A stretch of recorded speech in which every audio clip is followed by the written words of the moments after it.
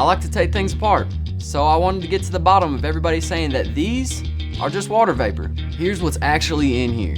So when the coil system heats up, a vape cloud is made that may contain up to 31 chemicals, like nickel, lead, and even benzene, the stuff that comes out of your exhaust pipe. And some of those chemicals can damage your lungs. Now, there are all different types of e-cigs and vapes out there, but no matter what type you're using, the aerosol you're breathing isn't harmless.